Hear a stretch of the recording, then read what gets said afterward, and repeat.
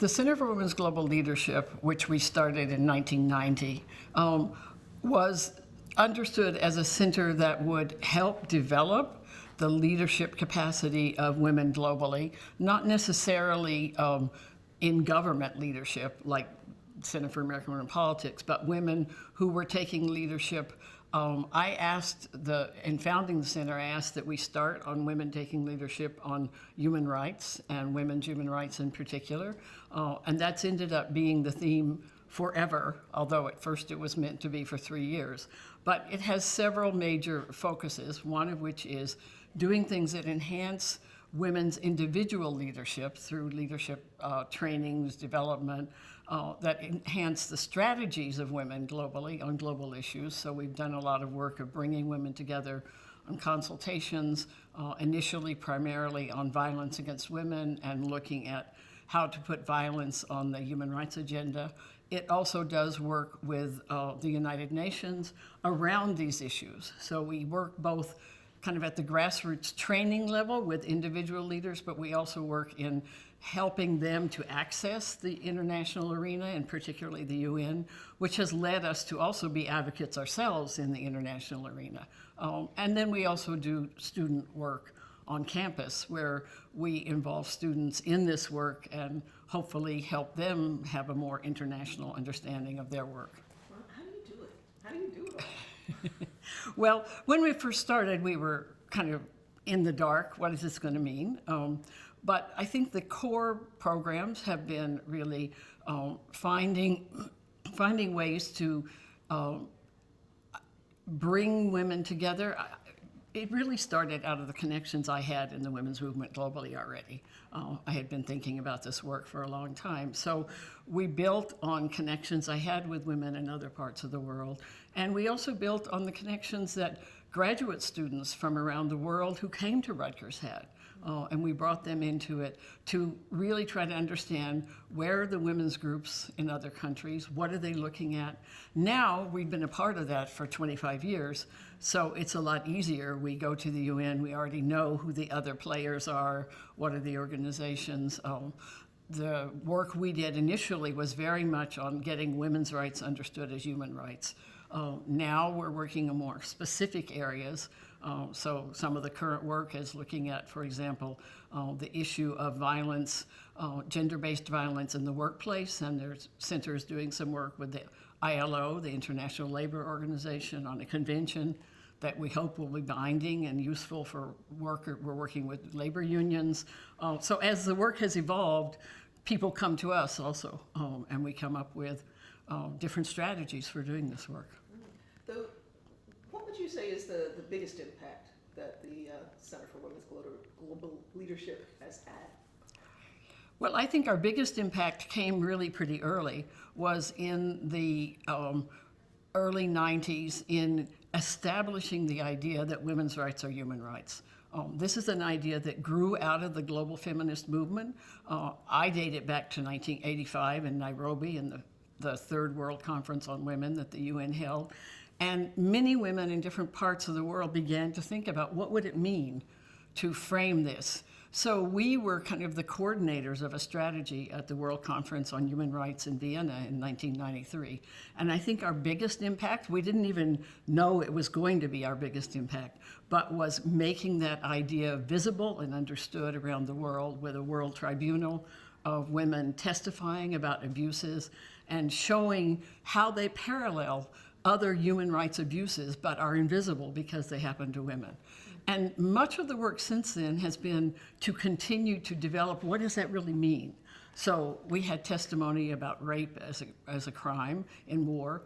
We had women from Bosnia at the time and Herzegovina and the war in Europe. We had women there from Africa, from different wars. Now, many people have been involved, including the center, in sort of, okay, how do you make that real? How do you follow that up? How do you prosecute it? How do you get reparations for women? And that continues to be the work. But I think the biggest impact of the center was being part of the strategy to break open that area of work. And probably secondly, bringing women together from different parts of the world to network with each other. So women had lots of networks in Latin America. or in Asia. But what we focused on was bringing women from all of the continents, plus women from the US, and working together 2 weeks intensively that built relationships of trust across regions. I just came back from a conference in Brazil, and I saw many of the women who had come to those institutes in the 90s are still building this movement through those kinds of relationships. So in a way, it's an ongoing impact of building and helping to build networks of trusting cross-cultural work. Wow. The phrase women's rights are human rights and human rights are women's rights is sort of Hillary Clinton's big rallying cry, and how she became sort of exploded into really the international scene, I would say. How did that phrase how did it get from your lips to Hillary's ears? Well, it got from our lips, and by that I mean, I think a lot of people in the global women's movement really initiated it, but we built a strategy for putting it in Vienna, and we started lobbying Hillary Clinton's office as First Lady, and saying that she should be supporting this movement. So it was really pretty direct. We were lobbying her to say these things, and we're really glad that she said them. But I want people to realize that it took a movement. She says it takes a village. Well, it took a movement to get those words accepted. And that really starts in the early 90s with feminist groups working at the UN around the Vienna World Conference. And then it culminates in Beijing, where you have a much bigger audience for that. And that's where she says it. But she says it means to me that it's out there in the world. But I think it's important to also remember that somebody has to make it happen. And much of the work of the movement around women's human rights is still in the trenches, working to make that a reality, to go beyond the rhetoric to how can that actually change the situation for women on the ground. You came to Rutgers in 87. And you had been an advocate all those years working working in the wilderness on your own. Right. What was it like for you coming to an academic institution for the first time in your career at that point? Right. Well, I had worked at a policy institute, the Institute for Policy Studies in Washington, D.C. So I had some idea about institutions, but it was a small, sort of lefty, 25 people thinking we were changing the world on Capitol Hill. So when I came here, I had been working as an independent consultant and sort of what I call wandering in the wilderness about global feminism. I had this instinct that the next step for women all around the world, and certainly in the US, was also to link up globally. So I was trying to figure that out, and I went to different places I got the opportunity to go. And then I got invited to apply for the Laurie Chair. So when I arrived here, at first I was a little bewildered. How am I going to do this activist work in New Brunswick, New Jersey?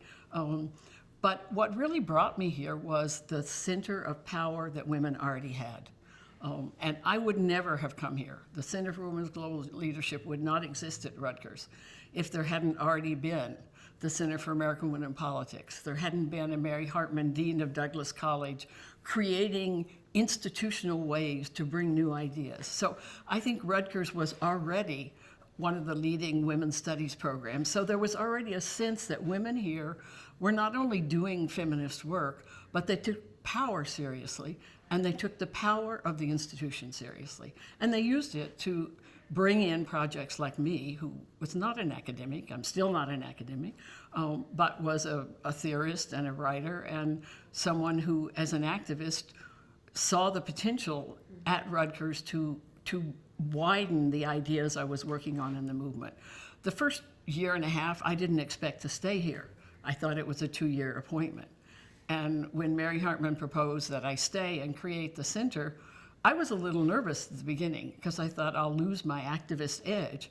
And she said to me, you take care of the world, I'll take care of Rutgers. And it was that kind of solidarity and support that I had not experienced very often in an institution like Rutgers. And that really, I think, made it possible to do the work here. Wow, great. So you started this global center. What was the first thing you did?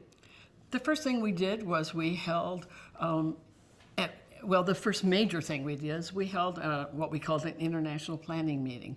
And we brought together about 15 of the women that I had met from around the world. The woman who had started the Women Living Under Muslim Laws Solidarity Network, the women who had started a project that was in Latin America, was already talking about sort of how to bring human rights from the discourse of the military dictatorships into the feminist movement. Women I had met or had identified through their writings, and we brought them here for a week and we said, okay, we want to do leadership development for this movement. How do you think we can do it? And we put out our ideas, and it was really that planning meeting that affirmed the idea of bringing women here for 2 weeks every year to meet and network with each other and develop that further. And we also put out our strategy of, shall we make violence against women the center of this, because we felt it was an issue that women everywhere had, and it was the best way to break through some of the cultural barriers, because there was no country that didn't have violence against women. So we talked through all those ideas. We asked some of them to join our advisory group, and then we started peddling it to Ford and MacArthur and all the foundations to get the support to start these leadership institutes. And the first Leadership Institute produced the strategy of the 16 days of activism against gender-based violence, which we started in order to make the link between violence against women and human rights in the 16 days between the International Day Against Violence and Human Rights Day. And we started with probably a dozen countries. And now that's grown into almost 185, 86 countries in the world where this activity takes place.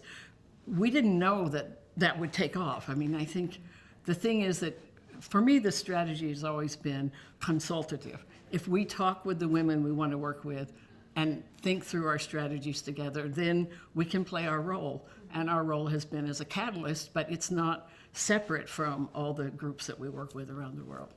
Great. Yeah, talk some more about the 16 days of violence against women. 16 days of, no, it's not. 16 days of activism against violence against women, or against gender-based violence, depending on who you talk to. We've used both words. Got it, okay. But it was really, well, in 1971 when we started it, we were looking for dual level strategy. We were looking for strategy where we would take this idea to the UN, kind of at the global level, and we were looking for a grassroots strategy that would build the base, because our power in going to the UN as a handful of feminists was not that we were the most powerful organizations in the world, but that we had a grassroots movement behind us.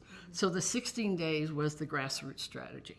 It was to say, in as many countries as possible between November 25th, a day that Latin American women had declared initially as the International Day Against Violence.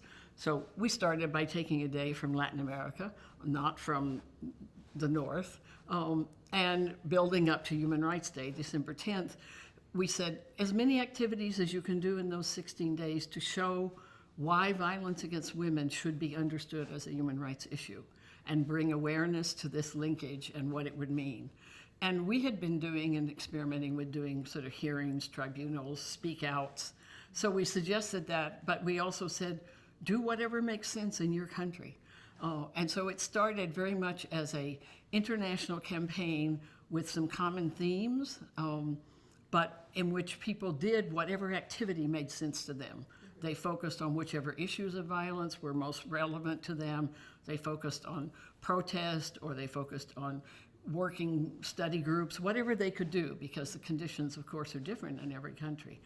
But we publicized, and this is before the internet, we publicized through a calendar what everybody was doing. I mean, we literally put together a calendar and faxed it all over the place, and we thought faxes were amazing because you could actually get something instantly. And then women began to catch on to the idea. And 2 or 3 major organizations, Women in Law and Development Africa, a network of women that had grown up out of the Nairobi World Conference. They took it on throughout Africa and became one of the strongest campaigns on gender-based violence in Africa. Another network took it on in Latin America. So that it really grew by the women who had been in our meetings. And then every time we had a Leadership Institute, we talked to more women about it. And we also were working with people inside of human rights organizations, inside of the United Nations. We were an NGO, civil society, university-based center, but we understood that women everywhere were interested in these issues. So we did a lot of work across sectors. And so one of our colleagues in the UN began to initiate the campaign inside the UN. Now the Secretary General of the United Nations opens this campaign every year. There are governments in Latin America who think they're obliged to report on what they've done on violence against women during this campaign. I mean, it's spread to that point where. And what is the first day of the 16 days again? The first day is November 25th. November 25th, okay. Which was called the International Day Against Violence Against Women by women in Latin America in memory of 3 sisters, the Mirabal sisters, who were killed by the Trujillo dictatorship in the Dominican Republic. So that's the origin of the actual day. For us, it was useful because it comes 16 days before Human Rights Day, so we could define a specific period. That literally 16 comes from how many days were between those 2 days. Nothing. It's amazing it's so well known, that it's not better known in the United States. Well, I think unfortunately, because we wanted to be international, we chose a date that in the United States always comes at Thanksgiving. And that's been one of the barriers to getting people in the US to do it.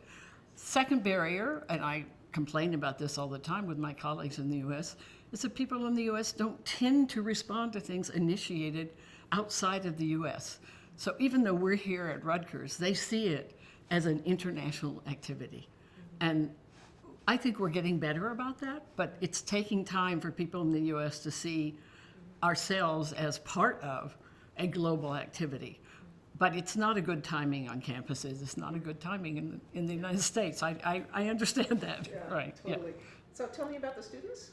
Well, I think I've had 2 major ways of relating to the students. When I first started the center, we worked a lot with international students, and they tended to be more graduate students. And they were actually helping us understand the program because they often came with their own experience as women in their countries. Today, I teach more undergraduate students, and what I find really exciting is, first of all, the students at Rutgers are so diverse.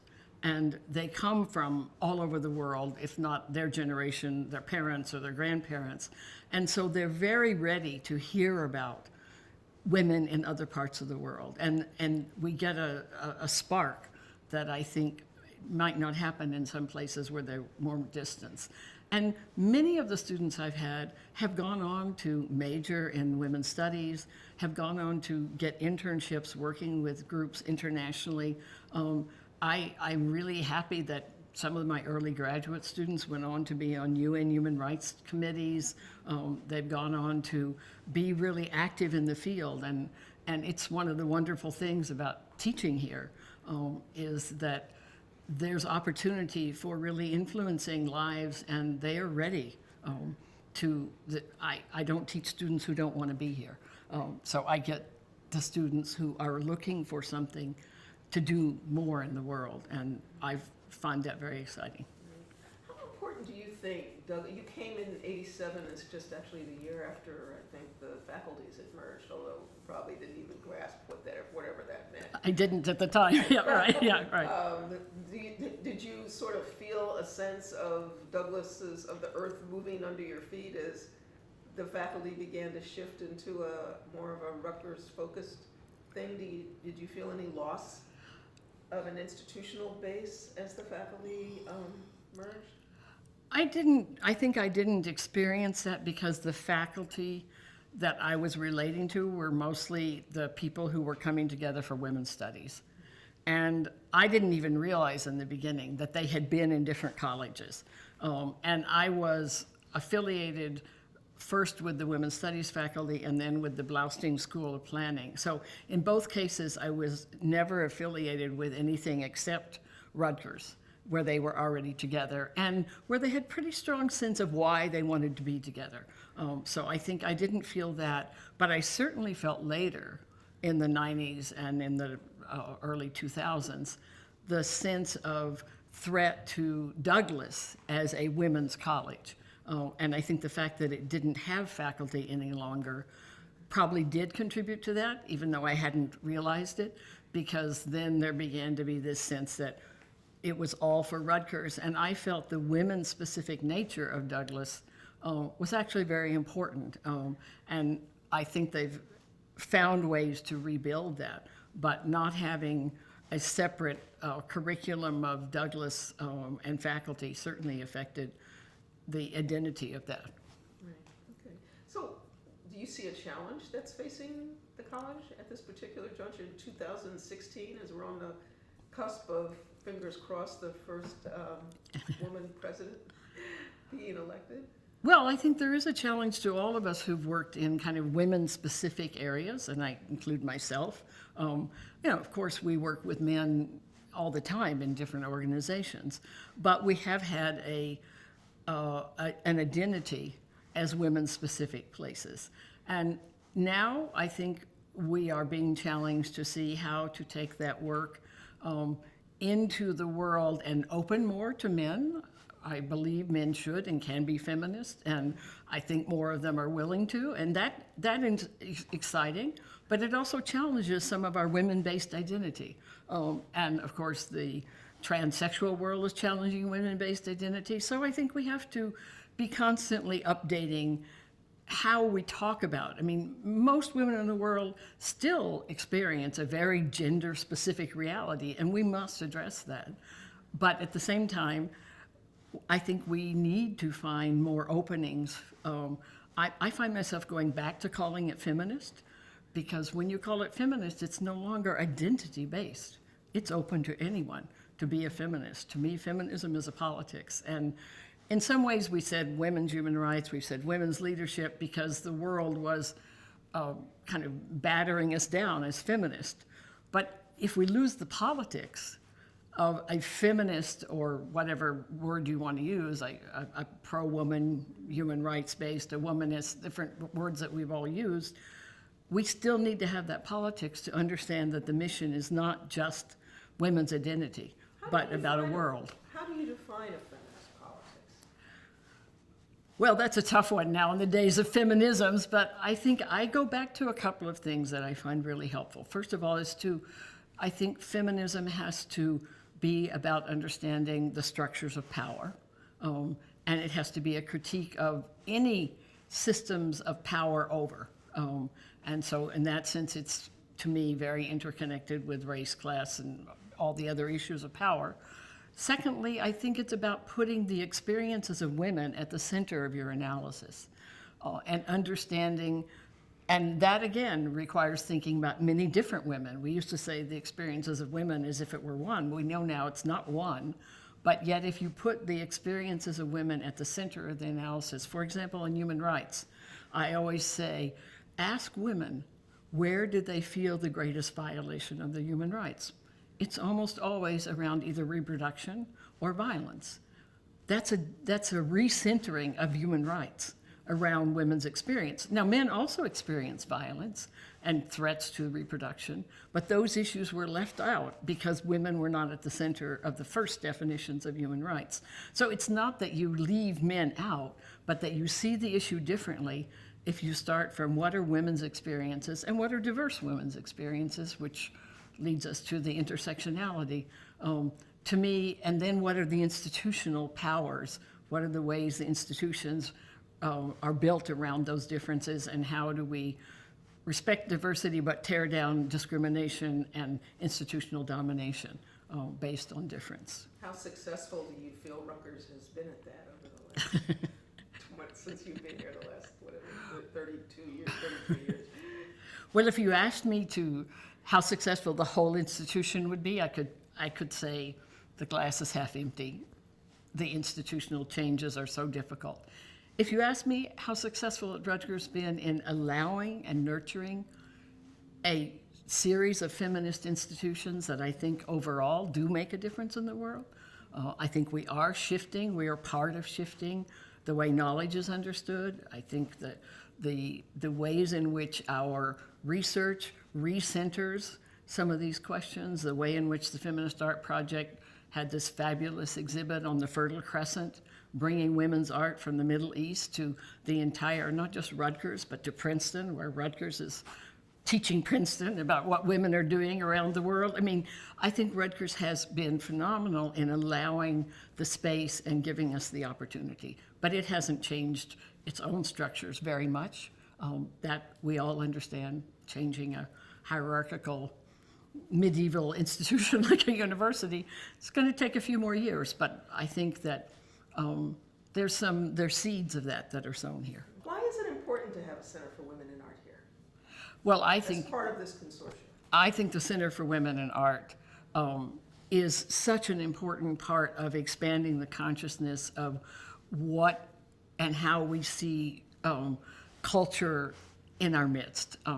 And you know, I'm not an artist, but I'm a person who is very interested in how culture shifts and understands itself.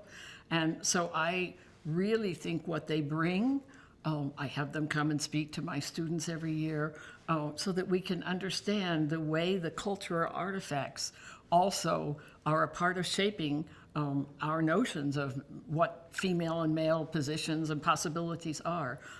And so I think it's a very important piece of understanding how the job needs to be done at so many different levels. As you look at how it's formed, it's sort of like your children grow up and go away and they turn out in ways that you weren't expecting. Are there things that the center has done that you're glad to see but weren't expecting?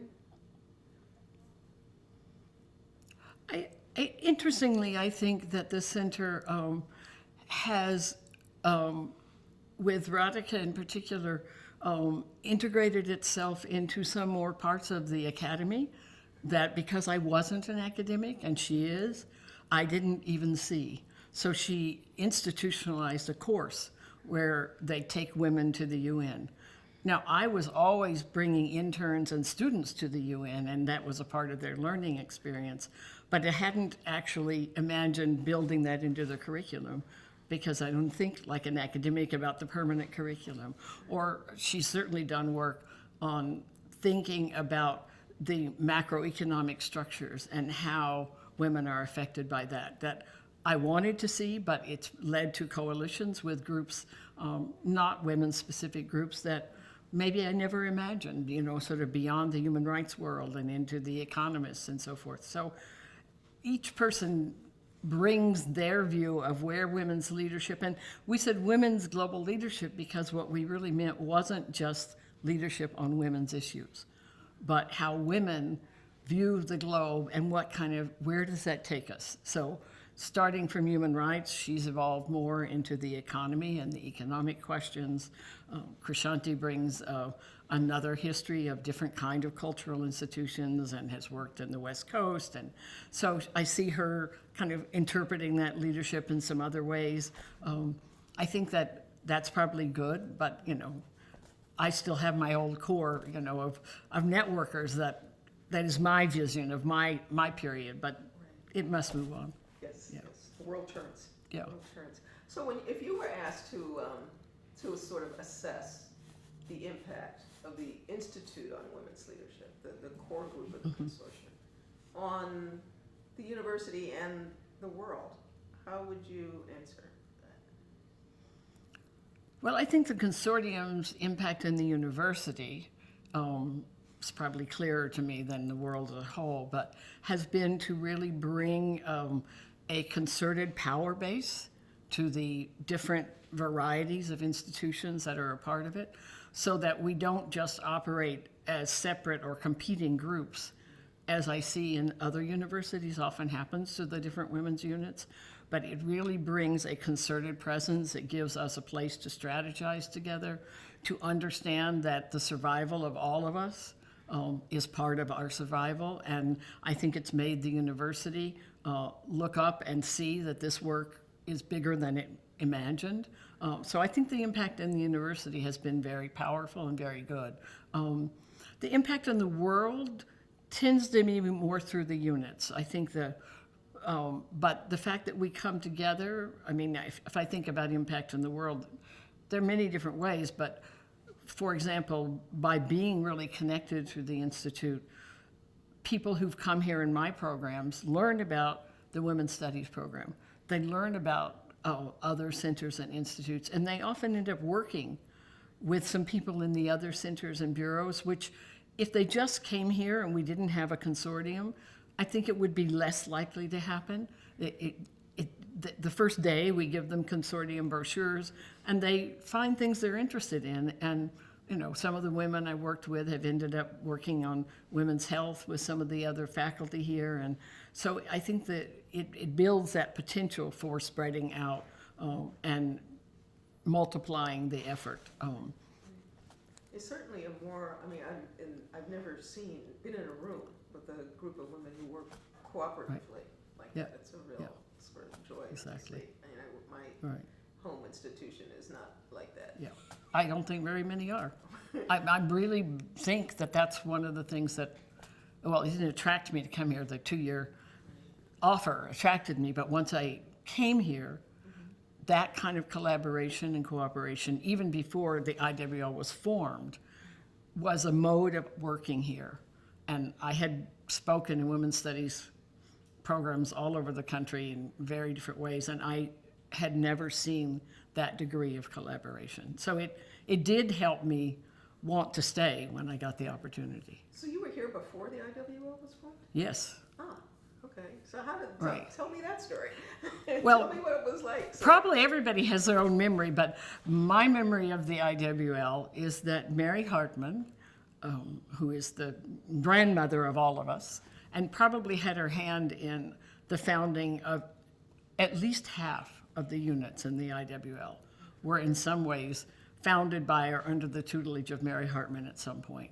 And she used to have the directors meet from time to time, just because she thought it was a good idea. And she and Ruth Mandel in particular used to have breakfast meetings. I hate breakfast meetings, but they used to try to get me to come to the Hyatt Hotel at 8 a.m.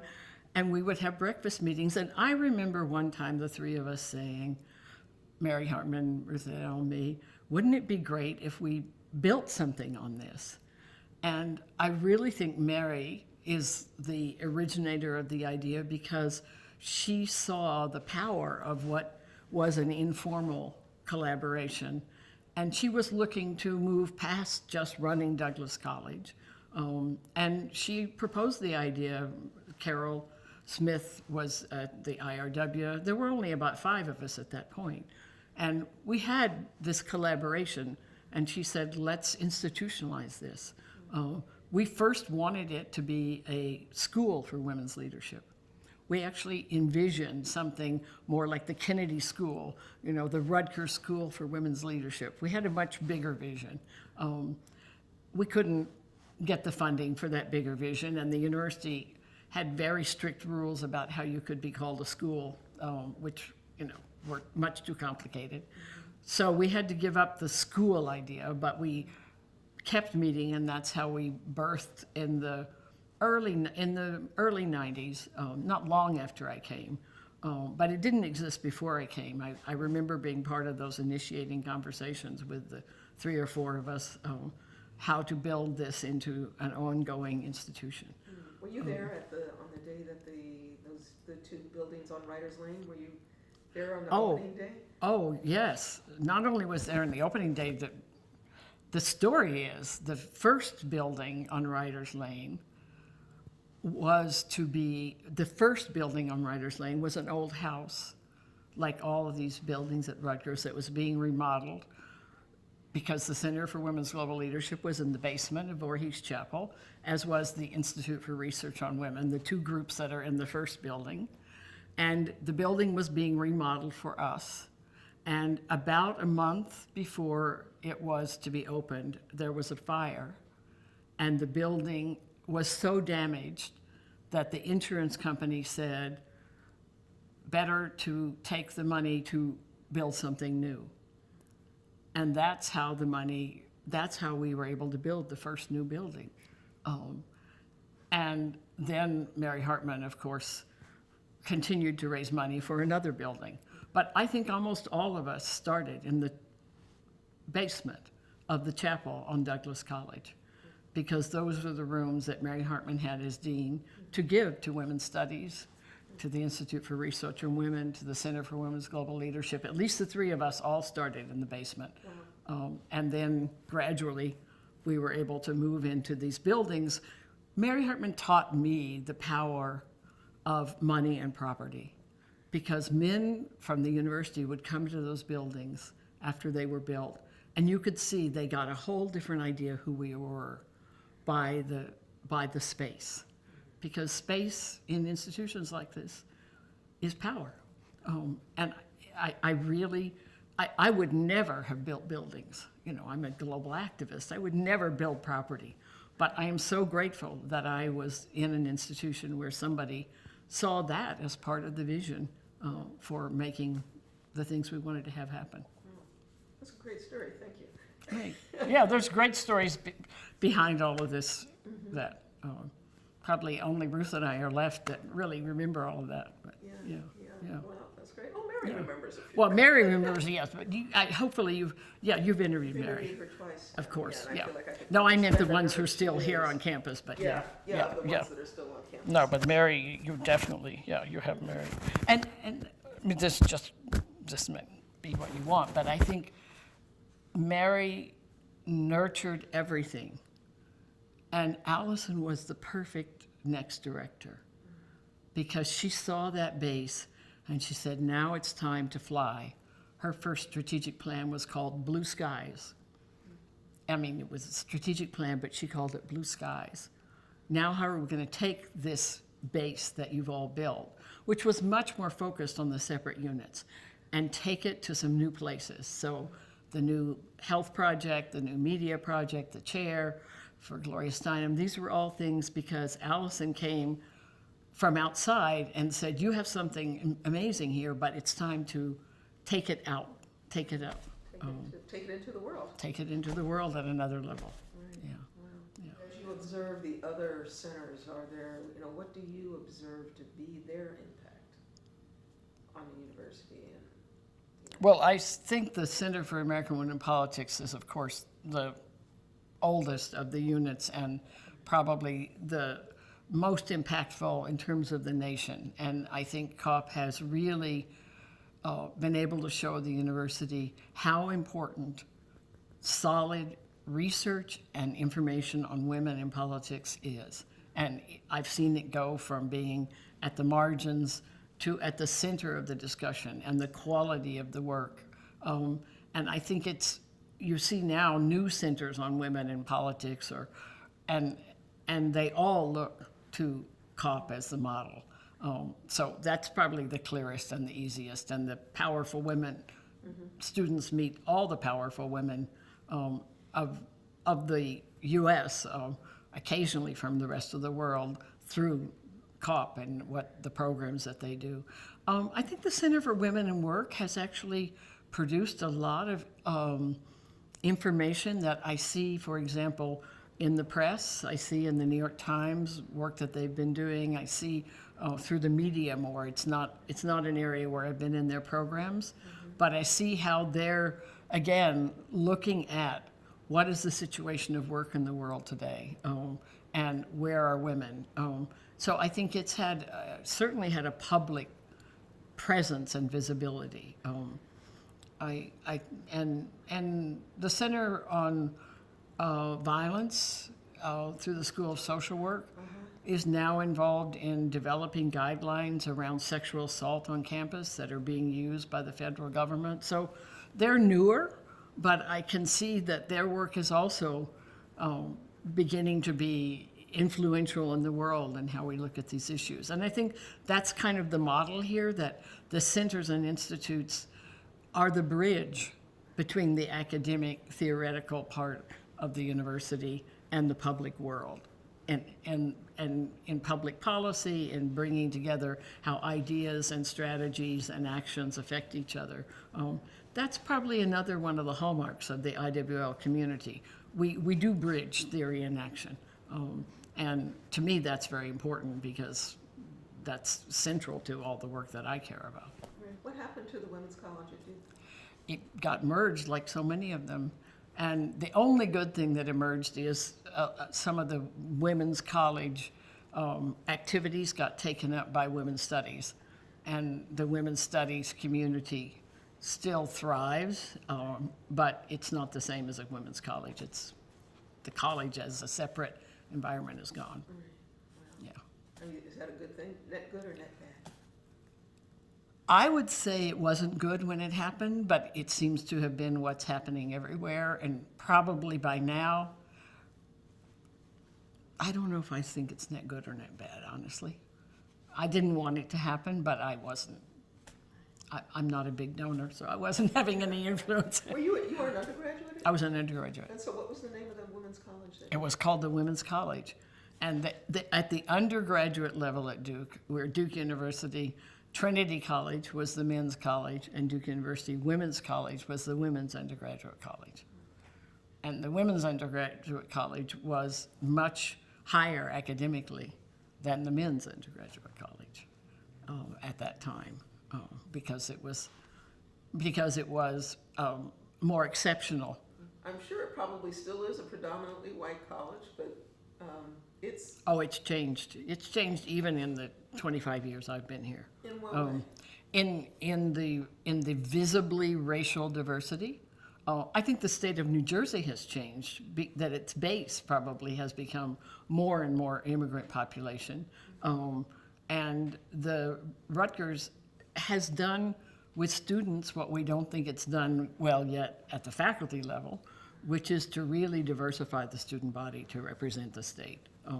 And no, in the classes I had in the early 90s, there were certainly women of color, but not nearly as many.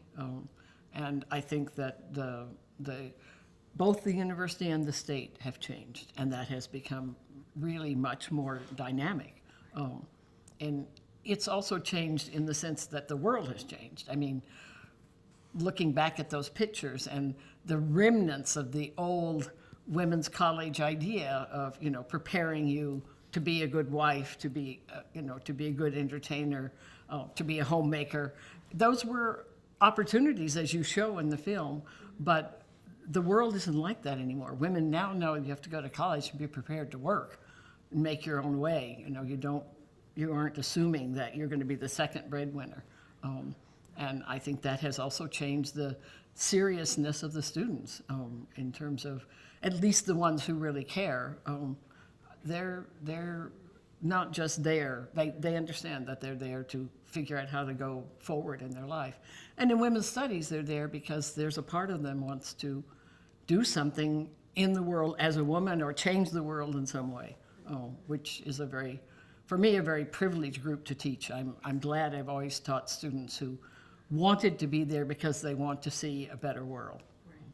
Yeah, I know. Several that we've talked to have said that first course, Knowledge and Power, has actually changed the trajectory Exactly. of their course. Right. I think it's a very powerful course. And I think opportunities that the centers, certainly our Center for Women's Global Leadership, we've had interns and work study students who came to work with us who had no idea about anything global, who said that it's changed their whole view of themselves in the world. Sometimes their careers change, what they study changes.